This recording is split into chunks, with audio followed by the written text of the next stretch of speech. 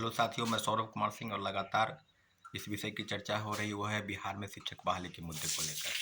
और कल एक बहुत महत्वपूर्ण दिन है। दो मामलों को लेकर लगातार कार्रवाई चल रही है और निश्चित रूप से बीपीएससी द्वारा आयोजित जो परीक्षा सेकेंड फेज की होने वाली है और जिसको लेकर डेट भी अनाउंसमेंट हो गया है। तो दोनों मामले को लेकर, अगर सीटेट अपियरिंग के मामले को लेकर कल कोर्ट में जो याचिका दायर होगी, और दूसरे सेकेंड मेरिट लिस्ट को लेकर, जहाँ तक कि सबको पता है कि जो बीपीएससी द्वारा आयोजित परीक्षा में सेकेंड मेरिट लिस्ट यानी सप्लीमेंट्री रिजल्ट को लेकर लगातार आंदोलन हो रहे हैं और उसके लिए लगातार हम लोग से धरना प्रदर्शन कर रहे हैं। तो कल 22 तारीख के दिन आप सबको सूचित कर दें कि गर्दनी बाग धरना स्थल पर हजारों की संख्या में परीक्षार्थी उपस्थित होंगे और प्रथम फेज की बहाली में सप्लीमेंट्री रिजल्ट को लेकर अपनी बातों को सरकार के समक्ष, आयोग के समक्ष रखने का प्रयास करेंगे। तो आपको बताते चले कि जो भी तैयारी है उसके लेकर पूरी तैयारी हो चुकी है। आप प्रशासन से भी वो सहयोग लिया जा रहा है, उनका भी आदेश पत्र प्राप्त हो गया है। तो आपको हम बताते चले कि सेकेंड मेरिट लिस्ट में जो है कितने कैंडिडेट, कई मामलों को लेकर आपको बताते हैं कि लगभग 10,000 लोग ज्वाइन नहीं किए और नियोजित शिक्षकों की संख्या 28,000 प्लस है। तो लगातार राज्य सरकार ये भी कह रही है कि हम राजकर्मी का दर्जा भी देंगे उनको, और दूसरी तरफ उनके लिए परीक्षा भी आयोजित हो रही है। तो सीधे-सीधे बात है कि इस बार यानी इस मंगलवार को आज जो कैबिनेट की बैठक होनी है, हो सके आज कैबिनेट की बैठक में जो राजकर्मी का दर्जा देने की बात है उसको लेकर कैबिनेट से मंजूरी मिल जाएगी, तो रास्ता साफ हो जाएगा। परंतु नियोजित शिक्षक भी बीपीएससी सेकेंड फेज की बहाली का फॉर्म भर रहे हैं। प्रथम फेज में लगभग 28,000 से ज़्यादा शिक्षक नियोजित, उनको सफलता प्राप्त हुई। तो सब आंकड़ों की अगर बात की जाए तो 15,000 से 20,000 ऐसे लोग हैं जिनका रिजल्ट, सप्लीमेंट्री रिजल्ट आना चाहिए। परंतु आयोग की तरफ से अभी कोई स्पष्टीकरण नहीं आया है। 17-18 जिलों की सूची प्राप्त हो गई है, परंतु अभी तक जो चीज़ें हैं उसको लेकर कोई विशेष तैयारी नहीं हुई है।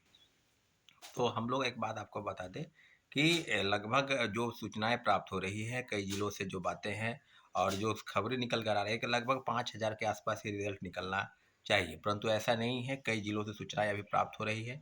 जिला शिक्षा पदाधिकारी और डीपीओ के स्तर से जो सूची है वो शिक्षा विभाग और बीपीएससी से मांगी जा रही है और सारी चीज़ों पर हम आपको बता दें कि जो चीज़ें होंगी उसमें 15,000 से 20,000 रिजल्ट, चाहे पीजीटी हो, चाहे टीजीटी हो, चाहे टीआरई हो, सब जगह पर तीनों फेज में 1 to 5 से लेकर और 9, 10, 11, 12 सब में सीटें खाली है। तो सीटें को बचाने का कहीं कोई औचित्य नहीं है।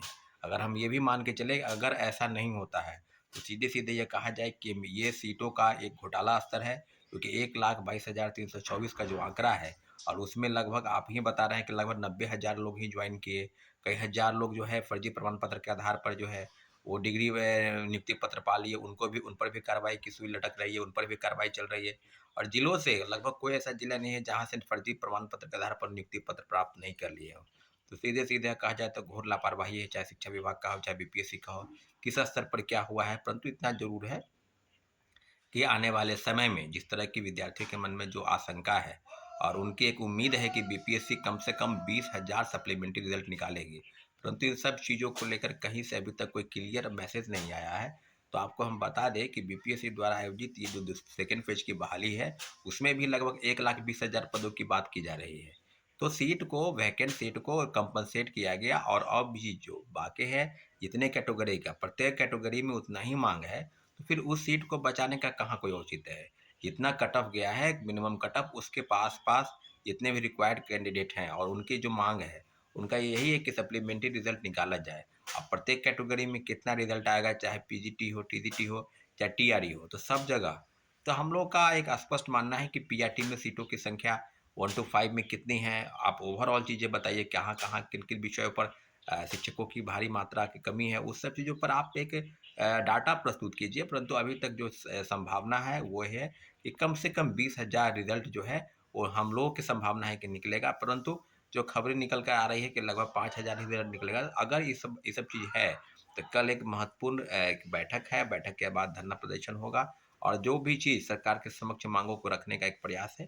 तो उम्मीद करते हैं कि आप सभी साथी से जो सीटेट अपियरिंग है वो केस संबंधित चीज़ों को समझेंगे और जो सेकेंड मेरिट लिस्ट को लेकर मांग लगातार कर रहे हैं वो भी कल धरना प्रदर्शन गर्दनी बाग में 10 बजे सुबह आने का प्रयास करेंगे। अगर आपको लगता है कि आपकी मांग सरकार तक पहुंचे तो आपको भारी से भारी संख्या में गर्दनी बाग धरना स्थल पर आना होगा और तभी अपनी बातों को मजबूती के साथ रखेंगे। साथियों, जैसा कि सबको पता है कि जो चीज़ें आपके समक्ष सरकार के पास जाएगी उस चीज़ की वैल्यू है, उस चीज़ की तो उस चीज़ के रिगार्डिंग जो भी चीज़ें होंगी आपको हम बताते चलें कि कल महत्वपूर्ण दिन है दोनों चीज़ों के लिए, सीधे अपेयरिंग और सेकंड मेडलिस्ट को लेकर साथियों। ठीक है, धन्यवाद, जय हिंद।